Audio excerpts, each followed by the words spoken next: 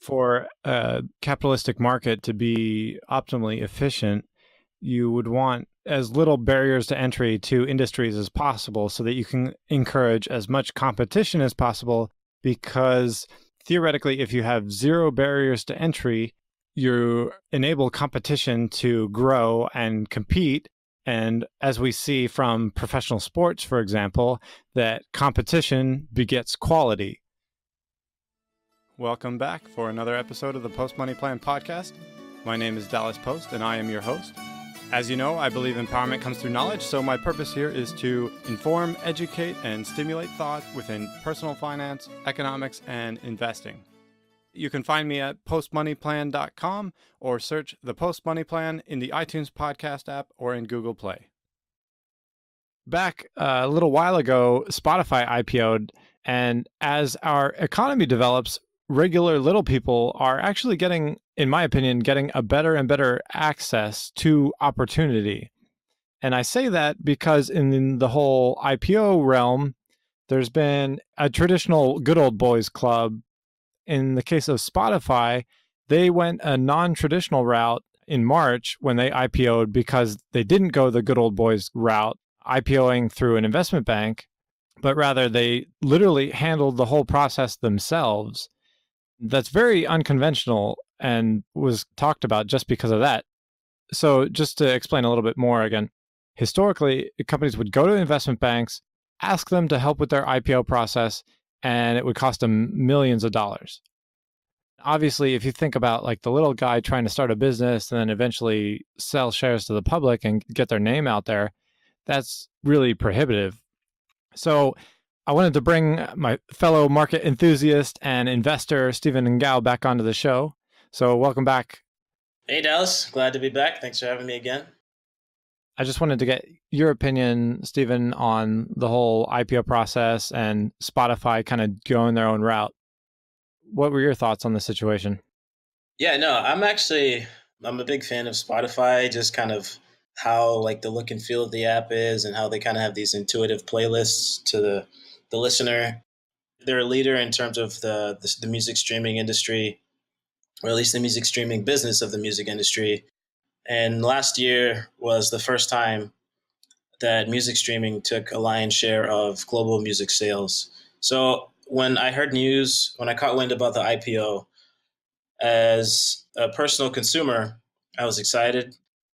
The millennial cohort is at that kind of like age of participation in the workforce. And so this last year or so has kind of been interesting where you're seeing those millennial influence companies like the Spotify, the Netflix, or the Dropbox even having these kind of catchy trends. But I think Spotify has a lot of opportunity for growth, specifically because mobile technology is becoming more prevalent.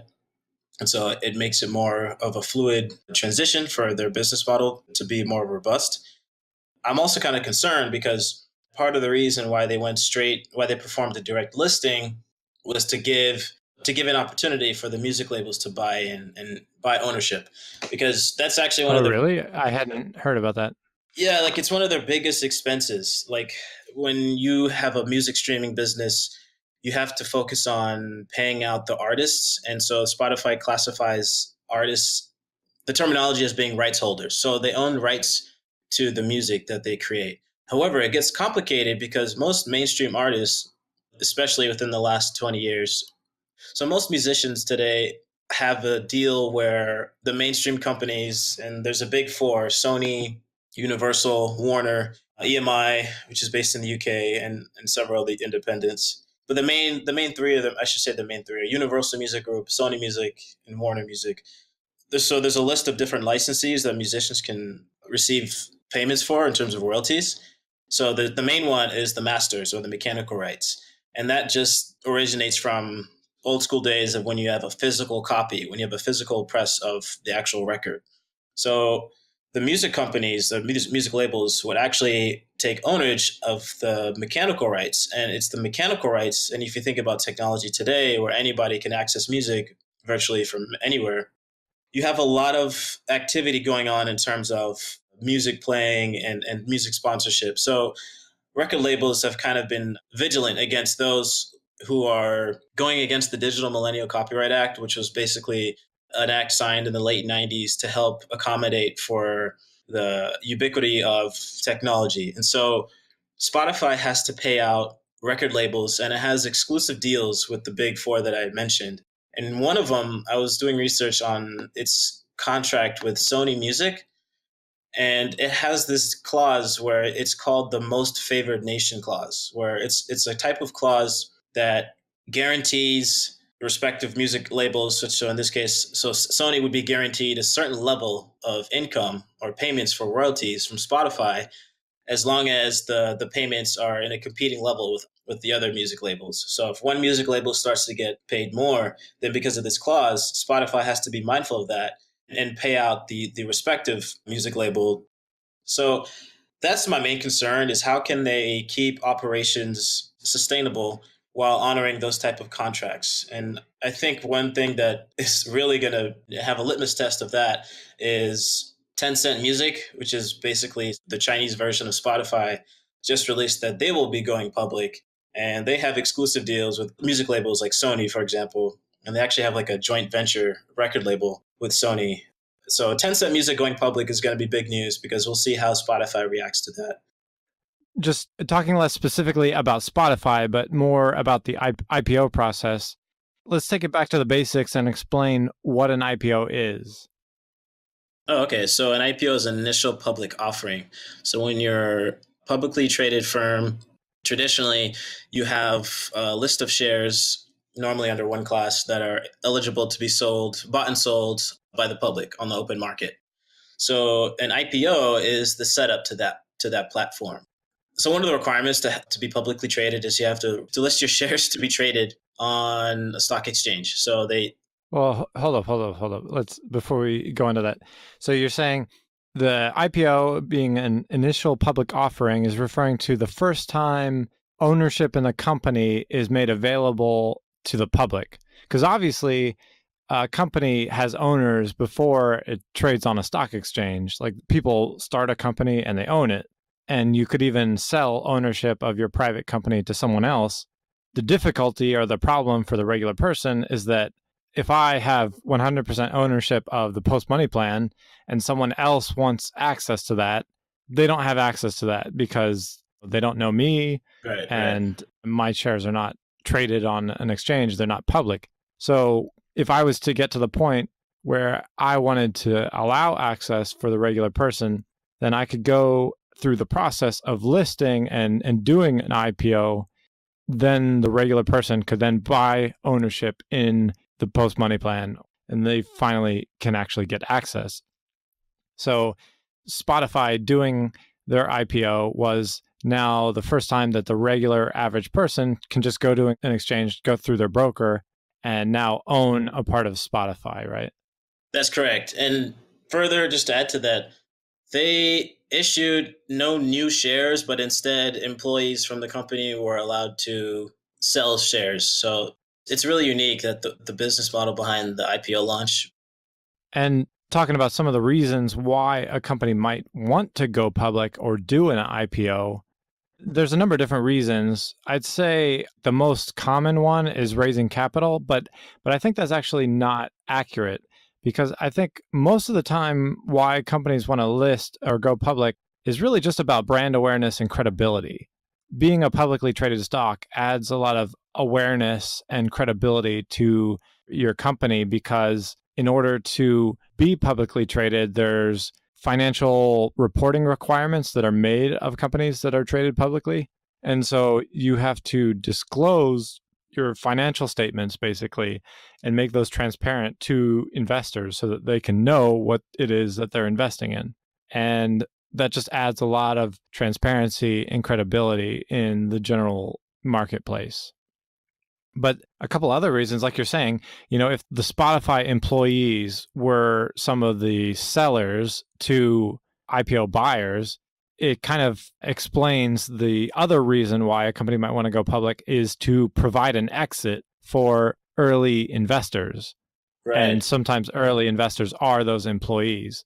So people who got in early and got to watch the growth of the company as they held ownership, and then now they want to move on to something else or just cash in or whatever, then it gives them an opportunity to monetize. Because if a company isn't traded publicly and you own part of it, even if the company grows and does well and the worth of your ownership in that company has gone up a lot, if there's not a liquid market for it where it's not trading in the public domain, then it's still illiquid for you and it's difficult.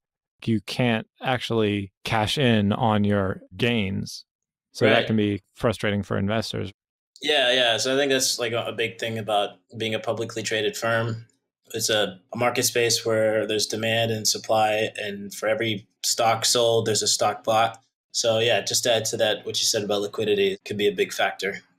And you can do this with non-public companies, but it becomes easier once you have publicly traded shares to reward employees with stock-based compensation. So instead of just paying your employees in cash or bonuses or whatever, that you can award shares of the stock.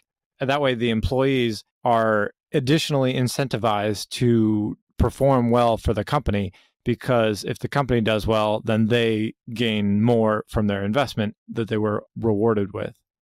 Yeah, like oftentimes you'll hear about executives getting certain back end deals in terms of like stock options or classified shares and things of that nature.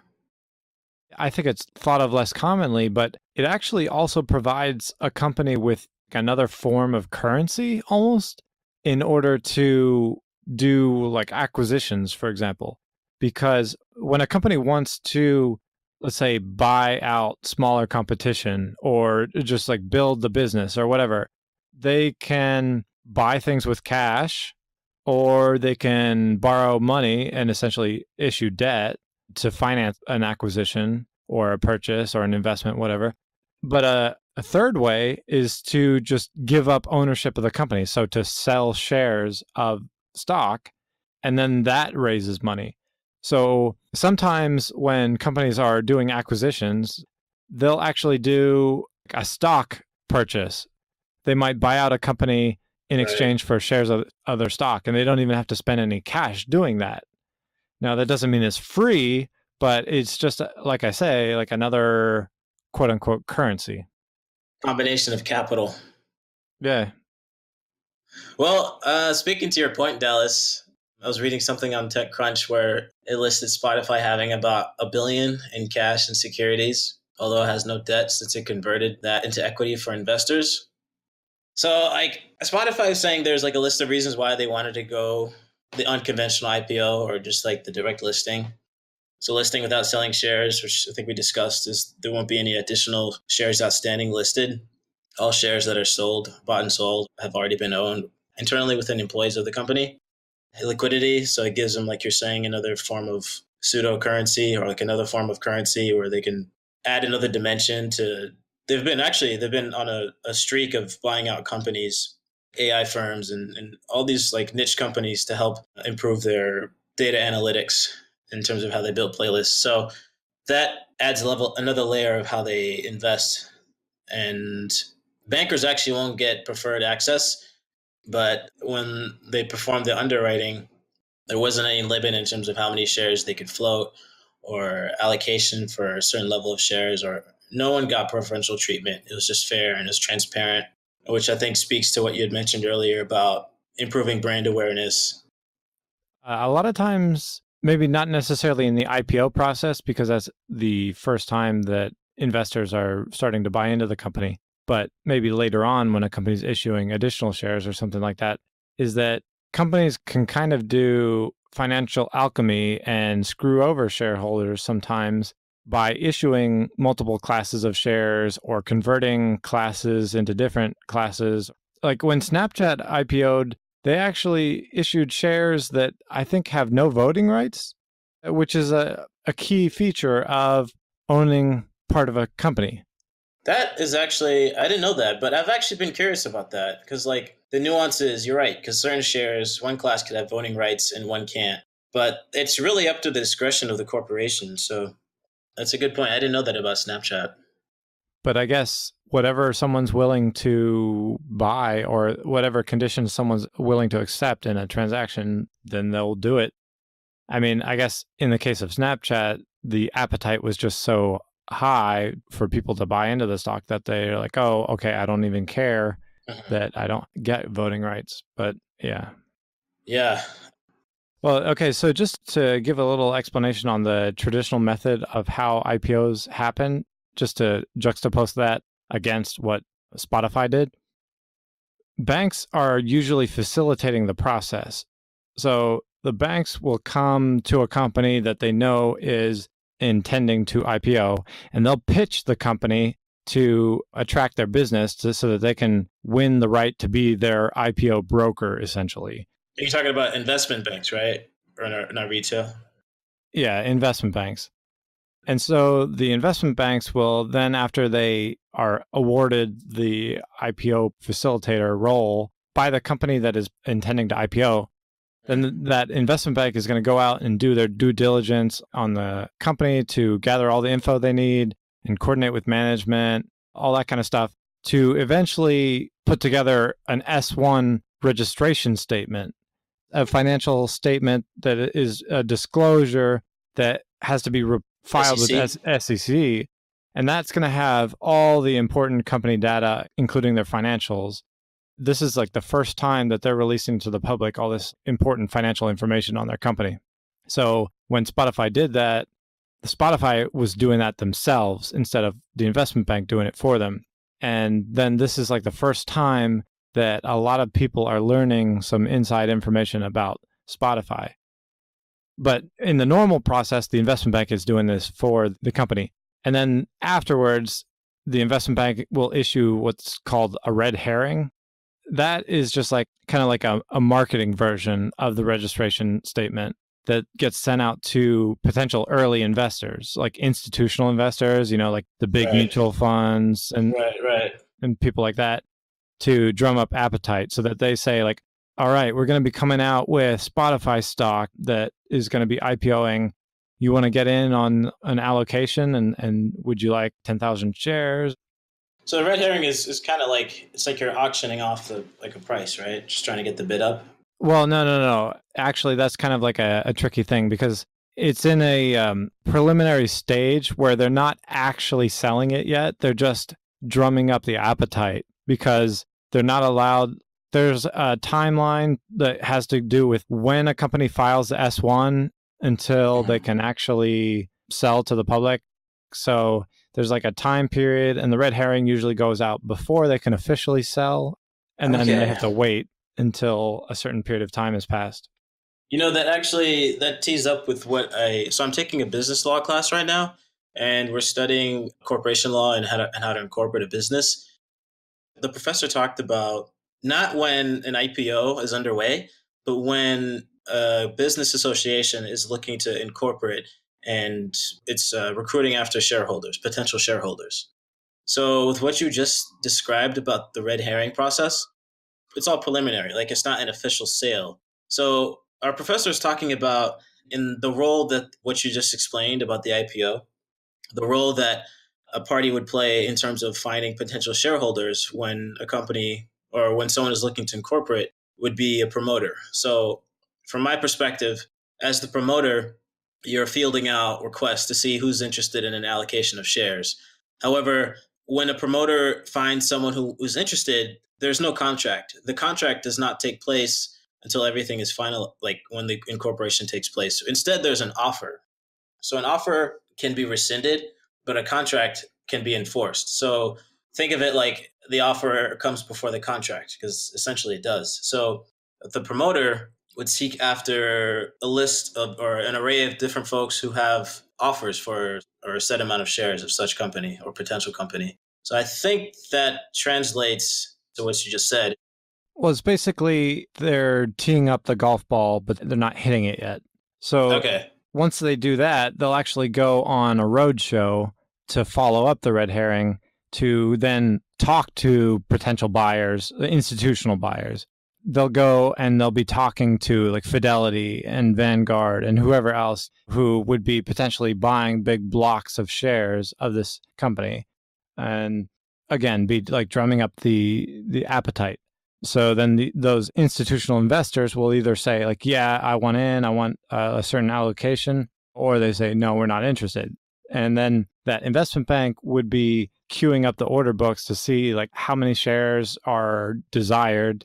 Then they can get an indication of like what price they can be setting for the IPO. The crazy thing about this, though, to me, is that the industry standard for how much they charge for an IPO is 3 to 7% commission on the sale amount. 3 to 7% of whatever the IPO is. So, like, for example, Spotify IPOing at $20 billion, a 1% commission would be $200 million. A 3% commission, because I said the industry standard is 3 to 7%, a 3% commission would be $600 million. I see what you're saying. It's pretty significant. But just as a point of clarification, usually a company doesn't IPO 100% of the stock. So like Spotify didn't actually IPO the full 20 billion.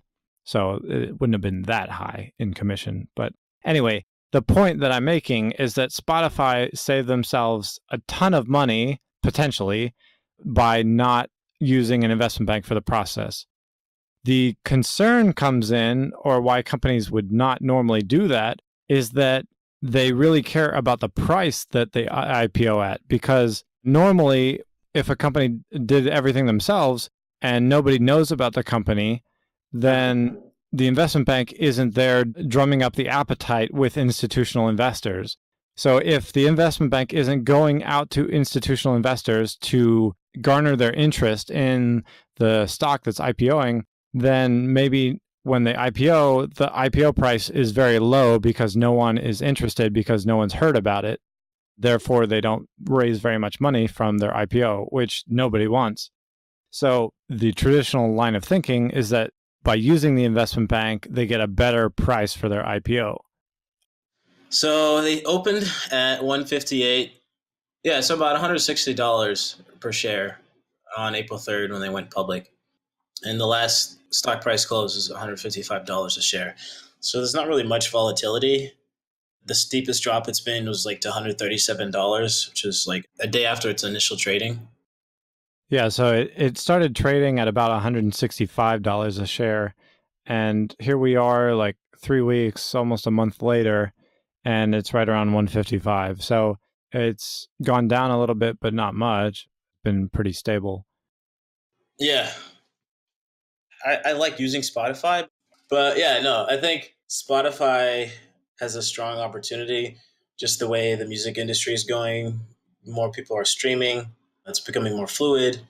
So as long as they can have a better negotiation with the contractual obligations with the different record labels, and that's another thing too, is they're trying to become more of an in-house vertical integration where they're working with independent artists.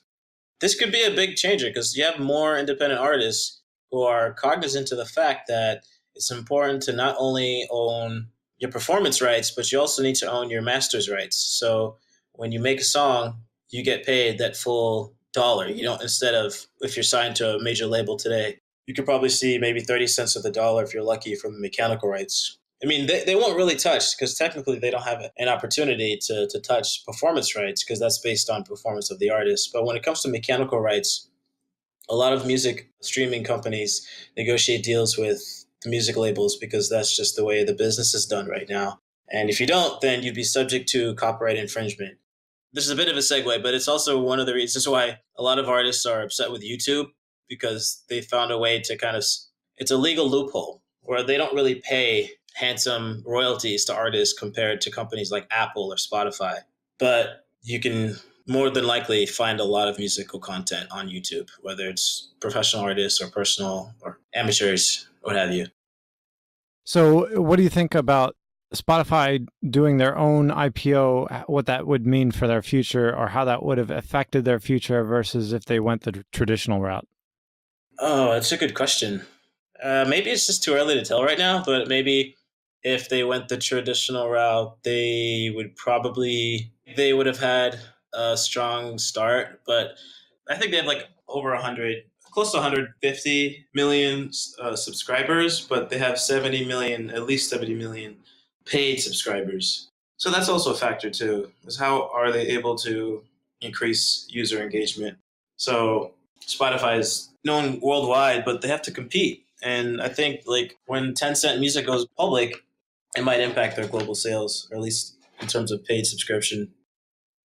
Spotify had 160 million monthly active users at the end of 2017 and 71 million premium subscribers. All right, cool. So I'm pretty close. And I pay $10 a month. And honestly, I just like making playlists on Spotify. Sometimes the playlists they make are pretty cool. And I think that's kind of a competitive advantage they have is they're using big data to make these smart playlists, if you will. And people are loving it. Young people at least. Based on their S1, Spotify's revenue for 2017 was $4.1 billion. And their net loss for 2017 was $1.2 billion. But just speaking to your valuation perspective, we're in a market where people don't really care too much about value or making sure that a profit is being made. It's more about growth. Historically, that's kind of the way things go at the height of bull markets, is that people are just concerned about growth. And then in the bottom of bear markets, people are just concerned about value and cash. So what I'm saying is that even if a company's losing tons of money, the stock can still do phenomenally. Because if you look at Netflix, for example, the stock has absolutely gone bonkers over the last several years because they just keep growing. Yeah, that's a great point. I think the last 3 years, streaming has been increasing sales in the music industry by like an average annual growth rate of 8%. And that's only going to get bigger because of the ubiquity of the technology and the more intuitive that they make their application in terms of implementing artificial intelligence and using big data to kind of make these customer ready packaged goods of playlists and having more access in terms of to the artist, because now they have podcasts, they have videos, so they really want to make you spend time on Spotify. So I think that speaks to user growth and just overall growth, which actually is really interesting. You said that about the bear versus bull market. In a bear market, your focus is on value, and in a bull market, your focus is on growth. Do you think, how close to the tipping point are we in terms of the bull market? No idea. Although I will say that obviously it's really hard to prognosticate, but I will say that as the Fed has been raising short-term interest rates, we're getting closer and closer to an inverted yield curve, which has typically preceded recessions. So that does have me more on lookout for the end of this bull market to be coming at some point in time, if not organically, artificially, through the Fed kind of forcing it. Yeah, that makes sense. I agree. It's a confluence of factors, but like you hit the nail on the head. The Fed is very anti-invisible hand. They are a big, fat, visible hand. Well, since you mentioned about the Fed and them raising rates and short-term lending, I'm thinking about currency fluctuation because they're a European company. Well, the way companies normally operate, if they're international companies, if most of their expenses are in, what are they, Swedish? Yeah. If most of their expenses are in Swedish krona, but their money coming in from revenue is in US dollars, what they would be doing is probably doing currency swaps. Oh, okay. So that they could fix the price or fix the rate at which they know they can count on getting krona from dollars. And that way they know what they have coming in and going out. Got it. All right. The way I wanted to end this one was to just give you a more philosophical question. So in the context of Spotify doing their own IPO instead of going through the old boys club route of investment bank, just more general to ask you, do you think the barriers to entry to capital markets are being reduced and that it's enabling people to more easily raise money, start businesses, all that kind of stuff? I think that's a very important question. And I think You are seeing the barriers to enter the capital market being reduced, especially with prospect of crowdsource funding. It's been really big lately in the last 4 or 5 years. Now you have the cryptocurrency hype, which on some level has a sense of practicality, but added on top of that, you have a lot of speculation. But I think that the general intent is to make financial services more accessible and broaden the base.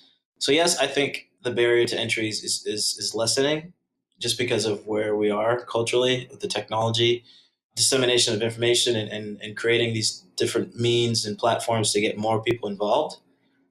Like velocity of money. Like if you have more people spending or contributing to the buying and the selling or just investing in startup costs for a business in general, then that could lead to growth. But then what we kind of touched upon earlier is if you have this type of ebb and flow with the bear versus bull market and how the invisible hand is not being fully honored with like increase of interest rates and how that will in theory slow down the rate of lending because the price of lending out money is going to increase. So yeah, I mean, part of me just wants to say TBD, but another part of me wants to say that I think we've had good progress in these last 3 to 5 years in broadening up the capital base for startups and future entrepreneurs. Well, for a capitalistic market to be optimally efficient, you would want as little barriers to entry to industries as possible so that you can encourage as much competition as possible, because theoretically, if you have zero barriers to entry, then you're encouraging competition. You enable competition to grow and compete. And as we see from professional sports, for example, that competition begets quality. Yes, that's true. And so quality in industry is obviously going to benefit the consumer in the end, because not only are they going to get better quality, but at a lower price, because customers want higher quality and lower price all the time. And so companies are always going to be competing for customers on that basis. So in just a theoretical sense, I think the ease of access to IPOs helps companies access capital and compete in our economy. So I think it's healthy for the economy and good for individuals that companies can swiftly grow and access capital and not be restricted to access to compete with other companies and compete with the bigger players, because compliance and regulation makes it harder for new businesses to compete. That's what really restricts competition. Yeah, no, I think that's a great silver lining. It's like competition begets quality. And so when you have a market, it's really important to let as many people from an array of backgrounds just to help contribute to that further burgeoning of the global economy. Well, let's go ahead and close this out. Was there any last thing you wanted to say? You know what my opinion with music is though? Like I like music as a tool for achieving world peace. It's like music and food. They're like practically two universal languages that anyone across the world can connect with. And so I would like to try to use or leverage the fact that people love music to help offer opportunities to open dialogue and discourse and break down biases and, empowerment through knowledge. So, yeah. All right. Well, thanks again, man, for Sure, man. coming Thanks on the for show. having me. Catch us next time on another episode of the Post Money Plan podcast.